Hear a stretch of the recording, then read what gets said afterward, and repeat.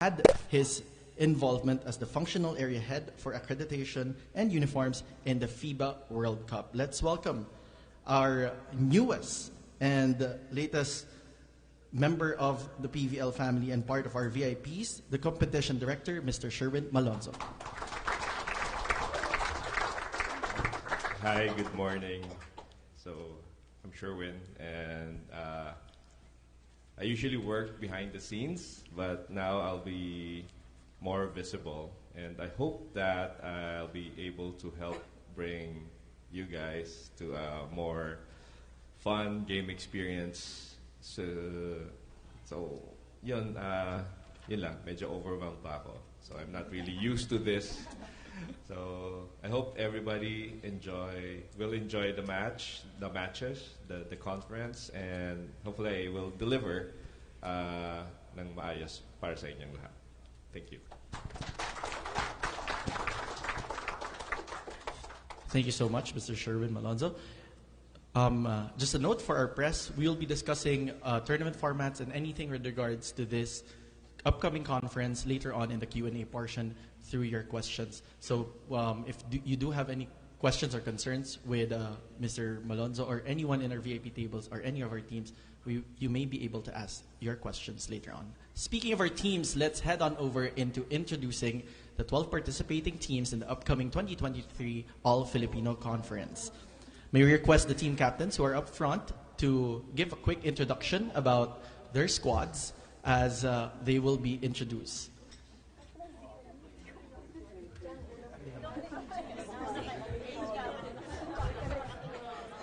Na-feel ko yung kaba. Okay. We'll kick off with by alphabetical order, but we'll start off first with the Akari Chargers. They're currently represented by their team manager, Mosey Ravenna, and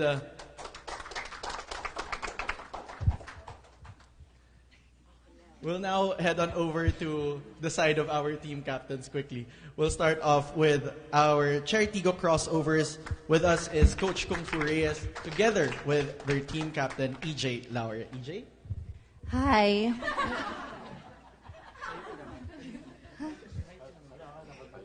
Sorry. Hello po.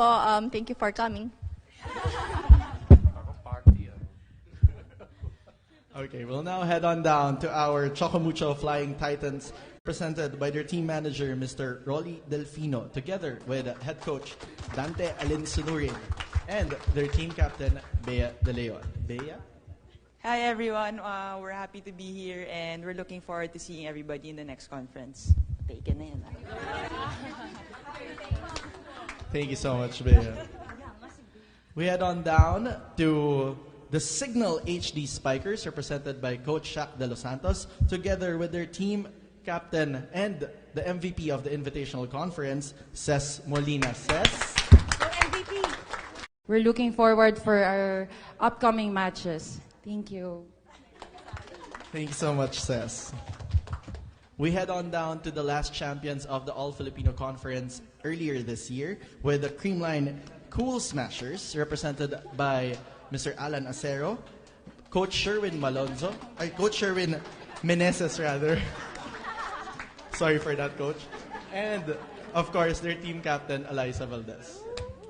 Hello, good morning to everyone po, to the press, to the coaches, the team managers, and to our VIPs. Magandang umaga po. And kami naman sa Creamline, we're very, very just happy to always join the PVL. So we're really looking forward for a great conference this All-Filipino.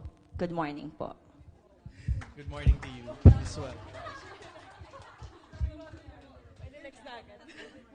Let's now go down to one of the younger teams here in the PVL. It's their second conference, and these are the Farm Fresh Foxies, represented by their head coach, Jerry Yee, together with their newly installed team captain and rookie in the upcoming PVL, Louis Romero. Louis, welcome to the PVL. Hello everyone, good morning po. From the Farm Fresh Foxies, sobrang excited po kami and grateful na makapaglaro po kami sa PVL. Thank you. Thank you so much, Louis. Let's now go to some perennial contenders here in the PVL. Let's head on over to the yellow team of the F2 Logistics Cargo Movers represented by Miss Holly Reyes and Coach Regine Diego together with their team captain, Abby Marani. Hello, good morning po. Sa ating mga punong barangay. Ay, hindi pala to SK, sorry. Sa ating mga VIPs, especially sa press, sa coaches and players. Magandang umaga. Excited po kami. Just looking forward that before we end this year, maybe have a blast PVL tournament. Thank you so much. We're all looking forward to the blast of this upcoming PVL tournament. Now, we've mentioned their names earlier. One of the latest additions to the PVL family. Let's welcome the Galleries Tower High Risers, represented by their team manager, Ms. Ina Nicolas, together with Coach Lerma Hiron and their team captain, Fen Emnas. Hi, good. Sana Defenders represented by with their newly minted head coach, Mr. Sami Akailar, and the rest of the Jerflor squad who is present here, and their team captain as well, Ms. Pia Sarmiento. Hi, good morning everyone. From Jerflor Defenders po.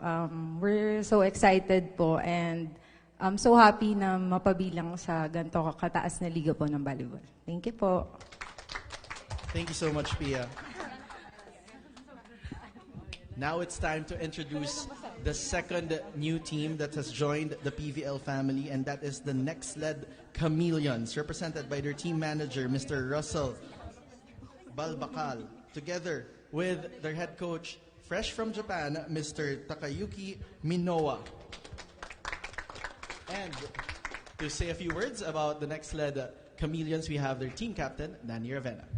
Hi everyone. Good morning to the press, to the VIPs, to the managers, and of course the players. Thank you so much for the warm welcome for the Next-led Chameleons. And as what everyone said, we hope that we'll be able to enjoy this PVL and an injury-free season. So thank you. We now go down to a team that has been perennial contenders in the finals in several PVL conferences.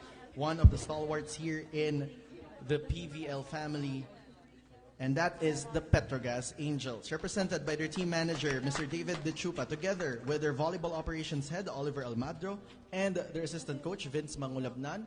Let's hear on from one of the most seasoned players here in the PVL, none other than Ms. Chi Saep. Good morning, everything.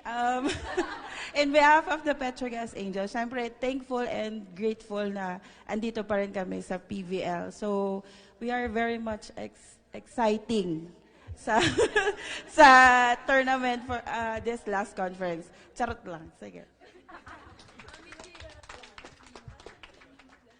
Completing the dozen of new squads and the old squads that will be completing the PVL family for this upcoming All-Filipino Conference, we have the PLDT High Speed Hitters, represented by their team manager, Baji Del Rosario, together with their head coach, Raul Decafort, and their team captain, Nika Reyes. Hello, good morning po. Thank you for having us today and see you all at the games.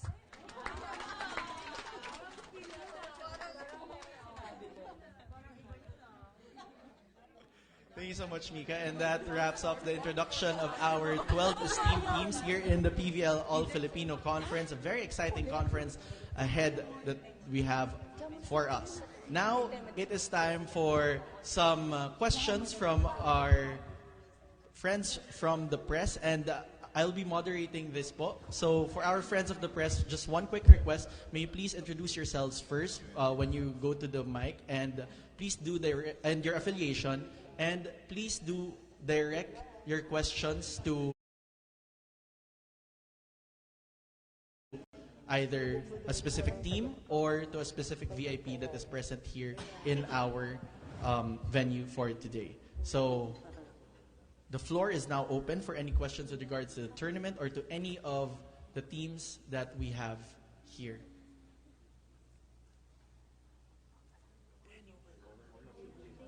Wait. Yes, sir?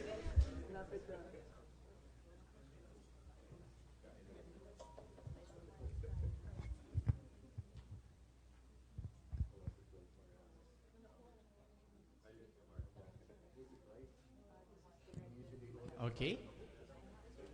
We'll go down first to our first question, coming from Mr. Mark Escarlote. Good morning po. Kay Sir Sherwin, pa-explain lang po yung magiging format po natin for this tournament. Kasi diba second na all Filipino na natin, paano po ba tatakbo itong tournament? Ano po yung mga bago rin na i-introduce for this conference? Thank you. So for one, format natin, elimination round, it's gonna be a single round robin. So all 12 teams will play against each other. We'll have the opportunity to play against each other. So that's about 66 matches. And then come semifinals, it's going to be the top 4 teams to be pooled 1 versus 4, 2 versus 3, and then play a best of 3 match. And then the winners will play for the gold medal match, and then the losers of those, the semifinal round, is going to play for the third or second runner-up match. Yeah, best of 3 then. Yeah, and then something new para din since the introduction of the video challenge, humaba yung games natin, lalo na pag nag-5 sets. So what we're introducing now is we're gonna have 1 technical timeout na lang this coming conference. So it's going to be the first team who reaches 13, technical timeout tayo. It may last for as short as 1 minute or as long as 2 minutes. Depende sa request ng signal. Kailangan maghanap buhay. And then we have, coaches, we only have 1 regular timeout na ngayon. 30-second timeout for each set. Okay. 1 na lang. Okay, here's yung video challenge. It's gonna be the same. Dalawa pa rin. Dalawa per set. And hanggat tama kayo sa video challenge, hindi siya mapabawasan.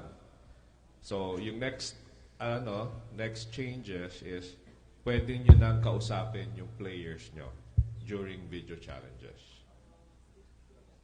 Pwedeng lumabas. Hindi malalabas. Lalapit sa coach. Pwede naman. While doing the video challenge.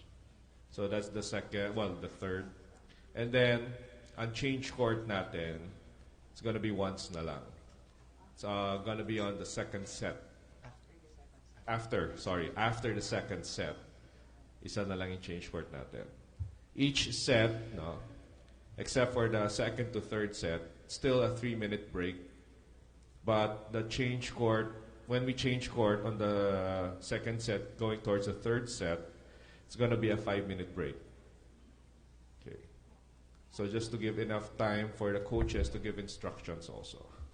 So advantages nun, yung 3 minutes, it's all yours. Walang change court, so you can give more time to give instructions to the team. Okay, or to rest yung players.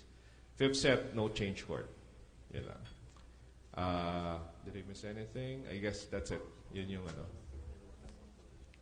5th set, no technical timeout. Sorry. Yeah. So I hope everybody got that. Substitution, same. Hindi na bago. You still have 6 substitutions per set. Okay. Thank you so much, Sir Sherwin. And that's going to be a very exciting and very stressful, according to our F2 team here, upcoming conference. But of course, what's exciting about this is the matches are now going to be more streamlined, so it's going to be quality volleyball action na tuloy-tuloy na pwede nating panoorin when we're watching the games now. Now let's head on over to another question, and I think we do have inquiry here from our friend from the press. Yes, good morning. Lito Oredo po sa Abante. To Ms. Shena Olaso. Ma'am, yung coverage po ba natin, mala World Cup din? Thank you, Lito. You know what? I'd like to share this with you. Marami po kaming natutunan sa World Cup. And I tell you, umiiling ako ng konti kasi di ba mas maiksi yung timeout, then we do not have the opportunity to actually unload our commercials. But because of the World Cup and all the things that we've actually learned, even with the VNL, I mean, us being exposed to it, we were able to actually find technology that brings in ads that will not actually get in the way of the games, like the virtual on the floor. Kasi we want to make sure that we actually honor the game rules. So although ang hirap mong maiksi talaga yung timeout, no, but okay lang yon because nga we were able to find these kinds of technology that doesn't disrupt the game. So we will have virtual ads on the floor. We've actually been able to find technology where we will make statistics a little sexier. Dati talaga mano-mano po lahat ng stats. Ngayon, we get to integrate it in a software, in a middleware, where automatic we get to see things like where the ball landed and all these things. Not just a challenge. What I'd like to be able to share with you guys is sana ma-share namin yung technology na yon for you to actually help you coach a little bit more. Because the time that you get the statistics that is on paper, right? But to actually see where the balls land, where I'd like to be able to figure out how we could share that kind of data to you even while the game is going on. Like quick clips of those. Kasi nahanap namin yung software, again, because nga yung exposure sa international events, and I thank the league for that because they gave us that opportunity. We will try to figure that out with the coaches that we're able to actually send to you these short clips that's, maybe on downtime or your assistant coaches can actually see. Diba? Those that can be read by numbers but it's easier to understand when it's more graphical. We will commit that to you. And yes, we will add cameras. The exposure to having 36 cameras in a basketball game was just so amazing. Awayin na po ako ni Sherwin kasi hihingin ko po yung bawat lugar, no? But because of the technology of smaller cameras, we will actually add more cameras just to make sure na diba, kita natin lahat ng action. So yun lang, Lito, and hopefully OTT. The value of PVL is that people really watch it online. It's a discovery for all of us. Ako po, luma po ako TV po ako. That's talagang dyan po nag-evolve. That's where I evolved, or our relationship is on linear TV. But nowadays, we realize that VOD, video on demand, online is so important. The technology led to a different kind of, attitude ng tao na dati, gusto natin live lahat. Ngayon, talagang ulit-ulit tayo, pinapanood natin ang games. And I think it's really something that we need to adopt. So we already put up Pilipinas Live, where you can get all the games, where you could watch all the games. And on the free layer, you have all the highlights. Kayo po ang una namin na pag-release ng Pilipinas Live, and that we will be online on Pilipinas Live. And the best, hindi lang po yung game. What you see online, you can still actually get a lot of the video behind the scenes or what's going on in the benches for good storytelling. So yun po ang technology na meron kami ngayon, and we really hope that you give us feedback on all this so that you can learn how to actually further improve. Thank you so much, Ms. Shena and Sir Lito. Very exciting, of course, with the Pilipinas Live app also available for our global subscribers all over the world. So let's go, Sir Lito. Oo. Sa mga coaches, sino yung gusto nyong talunin sa finals? Saka gaano kalakas yung bawat team ninyo? Sir Lito, may gusto po ba tayong specific coach na gustong tanungan po para... Siguro lahat na para... translate nyo na lang kay Coach Takoyama kung ano yung Tagalog. Bawat isa na siguro.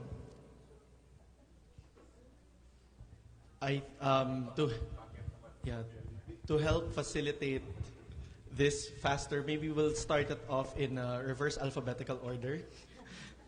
And we'll start off with our friends from the high-speed hitters. Hold on, I'll just...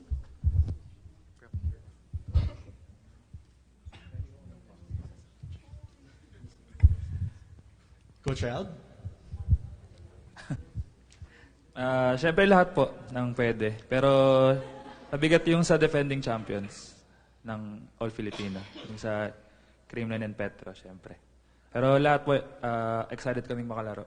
And sana maging enjoy yung game saka maging safe sa injuries. Yes naman, yan po ang wish natin. Bilang nabanggit na po yung Petro, sino pong sasagot from our Petro Guys Angels? The assistant coach, Vince Mangulobnan. Hello po sa lahat. Siyempre po sa lahat pa rin ng teams kung papalarin and gagawin yung best ng team namin. Ayun, sabi po ni Sir, gusto rin namin umabot sa finals. And kung papalarin, ayun po, good luck sa lahat po. Thank you so much. Let's now head on down by area. Let's go to the F2 Logistics Cargo Movers. Coach Reg. Hello everybody. Lahat naman gustong umabot sa finals, so it doesn't matter din kung sinong makaharap mo. Basta mag-finals ka, right, coaches? So yan, I think this is going to be a very competitive conference and it's going to be fun, pero alam ko magiging stressful to. So anybody naman, di ba? So yun lang.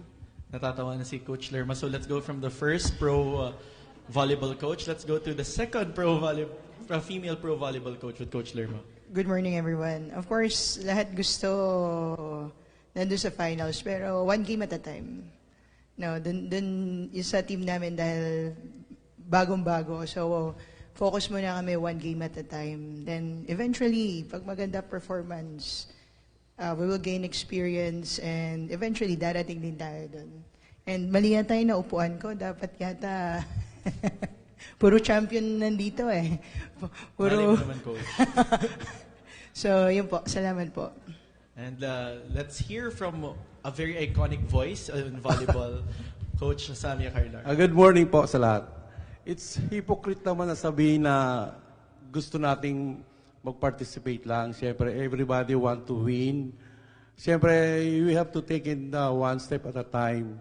And gusto lang namin sa Jerfler, mag-enjoy lang kami muna as of now. Pero pag nabigyan kami ng pagkakataon, hakbang kami. Thank you po. Nako, wag nating bigyan, may pagbabanta si Coach Sammy. Pag binigyan niyo ng chance, talagang kukunin ni Coach Sammy. Quickly, let's hear from Coach Taka. Coach Taka, the question is, which team are you most excited to go against in this upcoming conference? No, I still didn't get it, but our goal is like top 16, being top 16. So, but I'm not assumed to be like every time, every game, we will have a chance to win. Even doesn't matter the opponent. That's our goal. Thank you so much, Coach Taka. Very, very exciting words coming from Coach Taka. Let's now head on over to the other side of the room. Let's start on from the back with our Farm Fresh Foxies. Coach Jerry. Yeah, hello. So kami, ang gusto namin, hopefully, lumabas yung laro namin, mabigyan ng magandang games yung mga teams dito. So, yun lang naman. And thank you. Let's now go down to the defending champions. Coach She, may may pressure ba in this upcoming conference as defending champion? Good morning po. In Creamline naman, every game, yung nakapokus yung team namin. Hindi naman palagi din sa finals, every game. And syempre, yung team ng Creamline, every game nagpe-prepared kami. So, hopefully, maging maganda yung kalabasan ng tournament para sa amin. Lahat naman gusto namin makalaban. Thank you. Very much excited, Coach Shep. Let's now go on to the signal. Dagdag ko lang. Ay, sige, go. Sir Kung Alan. papalarin, gusto namin talunin yung Korashiki Ablaze. Let's see po next year, or baka po kayo invite sa Japan. Let's go now to Coach Shaq. Coach Shaq, very exciting, nakaka-podium na yung signal. So, good morning everyone.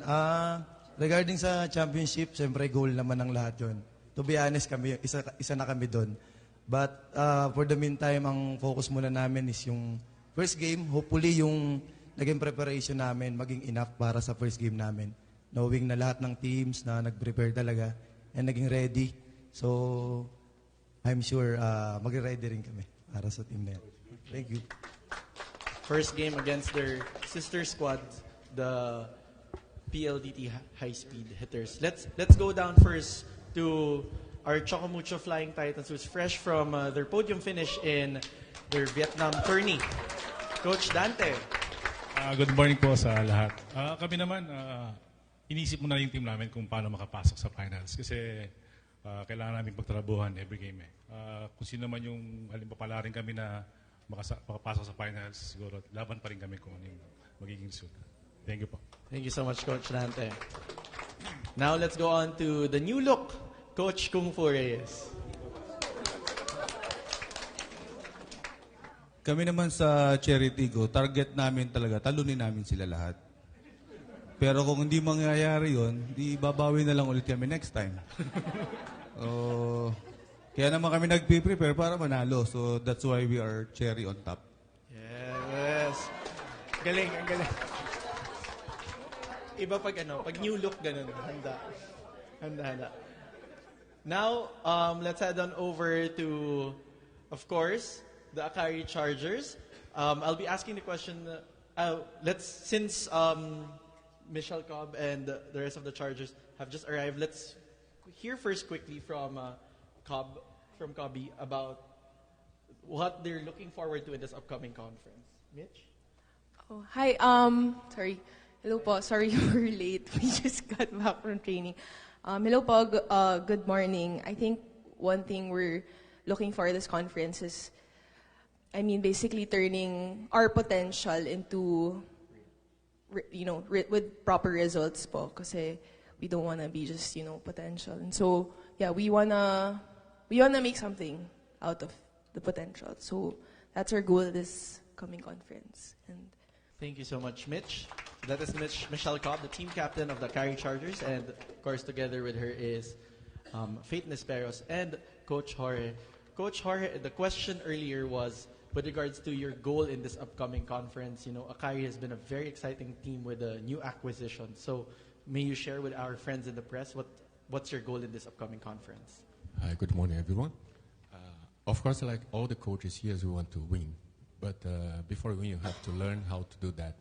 And I hope, hopefully, my team, we as a team, you can grow and get all the improvement that you had in the training becomes in wins. But I'm very, very excited. You know why? Because this competition different than before. You can play against all the teams. Hopefully, in the future, you can play twice, and then you become to be. I know it's a kind of schedule, but this is maybe will be the best time that you can really see all the players and coaches working a lot, and it will be good for the fans and also. So my goal for this is maybe we put in the seats to make the best of us and bring the best of the players always. So our goal is, of course, to be on the top. But you respect all the guys here, but you need to fight, and it's a good fight. That's it. Thank you so much, Coach. Very much excited for what your squad's going to bring. And like you've said, you're very busy at training. That's why you were a tad late to our press conference. Okay. Do we have any more questions from our friends from the press? Yes, sir. Let's start first. Jack Batallones from ABS-CBN. Kay Sir Malonzo or kay Sir Yao. Sir, with the addition of the two new teams, do you think the league will be more competitive? I mean, the best talents of volleyball sa PVL, tingin nyo is na evenly distribute yung talent na yan to make the league more competitive and not top-heavy. Kumbaga sila yung lagi na lang yung nakikita. Do you think mag-improve with the two new teams? Siguro at this point, one thing for sure, it's going to be more exciting because of the two new teams. So, mas maraming laro. Now, in terms of kung magiging may top-heavy ba, parang tingin ko kasi ngayon mas nagle-level off ang teams, no? With their constant training and in preparation nila, everybody wants to beat everybody wants to win. So, I don't think may masasabing isa lang na nagsa-stand out. So, meron tayong mga kilala na magsa-stand out. But, yun nga, bilog ang bola. So, hindi natin alam. Just one more. Yes, Sir Jack, go ahead. Kay Coach Sherwin, Sir, malaking kawalan si Gia. Anong adjustment ang ginawa niyo for this conference po? This is the biggest question in everyone's heads. Coach? Answering the elephant in the room. Coach Sherwin, yes po. Thank you. Hirap naman ang tanong mo. Siyempre, yung preparation naman, hindi naman ganun kabilis, pero we try naman na mapunan yung pwesto ni Gia, especially si Kyle, veteran setter naman. So, I think di naman masyado magkakaproblema. Yun lang. Are we good with that, Sir Jack?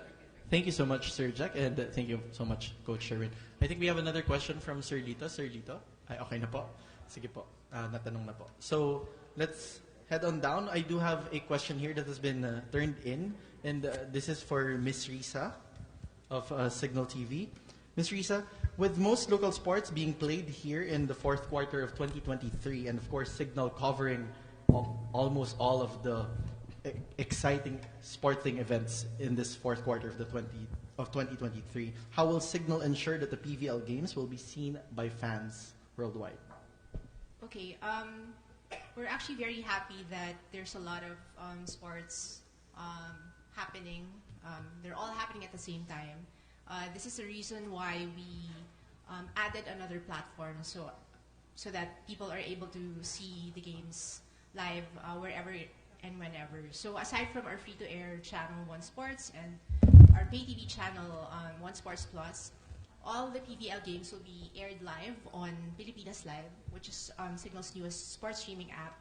So here, you won't only see all the games, all the main games live, but you'll actually have a richer experience of consuming the games because you'll also have options to see multi-camera views. You have the fan stream, which features a lot of personalities who are very knowledgeable about basketball, so they're there to talk about playing on the court. So aside from that, starting this year, we are also coming up with a lot of original content. So these are all going to be seen exclusively on Pilipinas Live, so we'll be featuring a lot of your favorite personalities from your favorite sports and a lot of other special content that we'll be producing. So we encourage everyone to start downloading the Pilipinas Live app. It's only 149 pesos per month, and it's available not just here in the Philippines, but also to sports fans all over the world. Very exciting news for our Pinoy sports fans all over the world. And of course, very exciting because the PVL has been part of the start of the Pilipinas Live app. So I'm sure our fans are very much excited to see how the fan stream and the multicam view will grow in the Pilipinas Live app. Now, I think we have one more question here from our friends from the press. Yes, sir. Yes, good day. My name is Antti Servino from Bulgar. My question is this, for the league, I would like to get your view. Could you please update us if there are any changes regarding the policy of the PVL regarding the issuance of special guest licenses from the Games and Amusements Board? Is there a change in the policy? Or will there still be players who will be playing with special guest licenses? Coach Sherman? Currently, I'm not sure, if there is because special guest licenses are usually used by collegiate players playing in the professional league, and also players from the armed forces. But right now, we have to check first, so we don't know if there are players being registered for SGL or special guest license for this conference. But as far as the league is concerned, we still honor the SGL. Thank you. Thank you so much. I think we do have another question here. Yes, sir. Hi, I'm Joey Villar from the Philippine Star. This Kasi napansin ko lang yung PBL is starting to grow. Naging 12 teams na. The biggest in the history yata ng the PBL. And parang international spice na. May Japanese, may Brazilian, may 2 babaeng coaches. So it has evolved. And nagkaroon din ng, most probably magkakaroon po ba ng shift in conferences next year? Kasi this year supposed to be dapat reinforced conference. So what will happen next year? Paano na schedule? Kailan na po yung reinforced conference? And kailan na po yung All Filipino, yung Open, yung... Right now, no, we're planning it out with our national federation, the calendar. Because there's this calendar, FIVB calendar, that we should follow. So this is still an open discussion with the teams and the national federation. So we want to align everything. Now, in terms of when the reinforced conference is going to be held and all Filipino, most likely, I'm not casting it in stone. In the first conference, it's going to be still an all Filipino tournament. But yun nga, I don't want to expectation. Preempt any. Pero basically, all Filipino. Probably the same format. Definitely, at least the same format ng all-Filipino natin ngayon. May konting tweak, probably. Then, the last conference will be the reinforced conference, which will start mid-October next year. So, yun yung right now, those are the plans. We're still having a special conference during the national team season of the FIVB. So that's from May to October. So yun nga. But still, we need to align everything with our teams first and then with the National Federation. Last question na lang kasi narinig ko the PBL will go to the provinces. Ano yung mga provinces na dadalawin ng PBL? Thank you. Okay. Go ahead. Yung provinces? Okay. Teaser ba? Okay, we're going to Batangas. There's Iloilo. There's Cagayan de Oro so far. And there's Canton. And we will also play in Santa Rosa and Antipolo. Thank you. Thank you so much, Sir Joey, and thank you so much as well for pointing out the inclusivity and diversity that we're going to be having here in this conference, especially with our female coaches and international coaches, and of course, the fact that we're going to visit the fans to where they are. Thank you so much. I think Sir Lito has another question. Yes, sir. Yes po, magmamarites lang muna ako. Si Jaja po ba magta-transfer na rin po sa Chameleon or mag-i-stay sa Charity Go? Sinong Jaja po, sir? Kasi may Jaja Mariguedes po Santiago. tayo.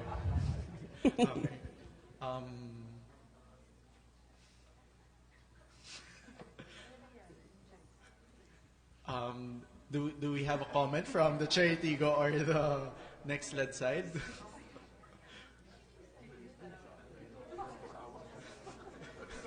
Coach Kung? Coach Taka? I'll be translating the question quickly. Okay, so please pass the mic. Ma'am. Thank you. Ikaw sasagot. Just a quick update. We're not sure, but for sure she's loved Cherry because the Cherry helping her too much. And then next year it's a new team. Also, even though she's loved too much me, but yeah. Even though the Jaja love to Cherry, so we're not sure. Thank you so much, Coach Taka. Translate ko po, sino daw... I think yung sabi lang po dito ni Coach Taka, sino daw pipiliin ni Jaja, yung mahal niya or yung mahal siya? Okay na po. Last na lang po, kay yes, Eliza po. Okay. Serious na po ito. Okay. Serious na daw po. Serious na yung question. To Eliza, Jaja has been in the roots, no? Yung napaka deeply rooted siya sa creamline, but suddenly, si Gia, I mean, sorry. Deeply rooted siya sa creamline and then suddenly lumipat ng Japan, ano. Napakahirap ng transition sa bawat player sa inyo. Pero right now, meron kayong Kyle Negrito. Gaano kabigat ngayon yung last time 3 championships kayo, pero this time parang napakahirap abutin muna, no, yung 3 championships ulit. Gaano kabigat sa inyo yung aabutin yung 3 championship without Gia? Well, we're missing Gia so much on and off the court, most especially her leadership then. But we've always been training naman with Kyle then during practices for the longest time also. She's been part of the Creamline Cool Smashers for a while, and she's been representing our country as well. So, and also she's mentored, and si Gia din naman po yung naging teammate niya. So, meron din silang may mga natutunan and mga nasi-share din si Gia sa kanya. So, gaano kahirap? Well, definitely with the new teams and mga mas matatandang teams po sa PVL, medyo mga veteran teams, we're very much excited. Actually, we're excited this conference then to see kung ano yung mga improvements namin as a team. And we're just really, sabi nga ni Coach Sherwin, we're taking it one step at a time po. So we're preparing each game.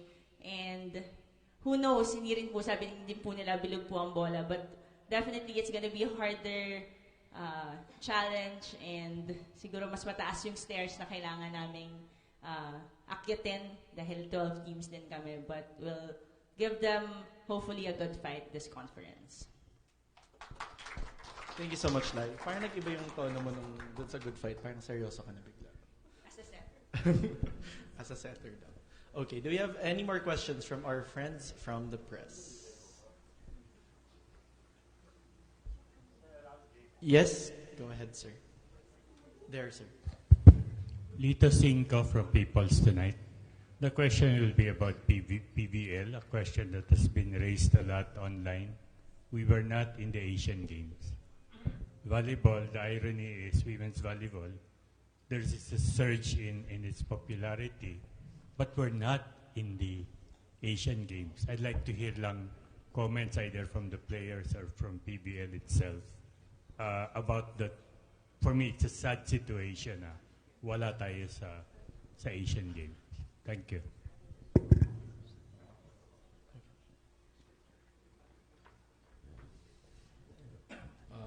Good morning. Thank you for your very hard question. Okay, actually, we were supposed to participate in the Asian Games. As you know, yung men's team natin, yung dalawang beach volleyball teams, they participated. Ang naging problema kasi, yung formation ng team. As you all know now, yung team that's playing for the national team in the women's, yung core ng NU. Yung mga estudyante. So, kung dadaling sila sa Asian Games, makakaroon siyang problema sa eskwela. Kaya, we decided sa PMBF, wag na lang padala yung women's. Hindi naman kami makakuha ng team na represented by the PBL dahil nga yung training nila hindi ulit mabubuo. Dahil nga, as you know in the past, they can only train with Coach George 2 weeks, 3 weeks. So, hindi talaga makaka-perform ng maganda sa Asian Games. Lalo na ang kalaban natin doon, hindi na Southeast Asian teams lang. We will be playing against Asia's best, no? China, Japan, Korea, Taipei. Kaya, yun ang naging desisyon na wag na muna padala yung women's team. But the PNBF has plans in the future, like I don't know kung alam niyo na in-announce na Mr. Susaka sa 2025 yung World Cup. Doon ngayon, World Championship, FIBB, it will be organized in the Philippines. Ang magpa-perform doon at magre-represent yung team na eskwela na. Para hindi na namin guguluhin yung schedule ng PBL players. Doon na lang mako-concentrate sa team ngayon na hawak ni Coach George. Thank you. Thank you so much, sir, for answering that very tough question. Now, may request again our friends from the media to focus the questions on the upcoming All-Filipino Conference, just so we don't go off tangent with any other topics related to volleyball. Thank you so much. Do we have any other questions with the upcoming All-Filipino Conference for our coaches, our players, and our VIPs?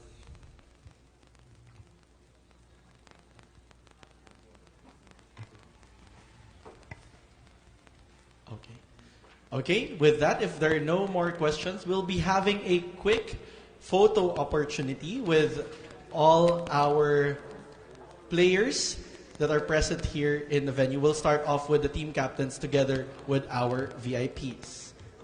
Captains, please do stand up and compress. Okay, sorry. Miss Risa and Miss Shanna, please stay po. Please stay po. Team captains in the front row, please remain seated. And then the ones at the back, please stand. Yes. Tapos, if we could move closer together. Family photo po. Okay. Everyone, please quickly show your biggest and brightest smile for a bright future in the PVL. Official photographer first. Okay, quickly with the rest of our friends from the press.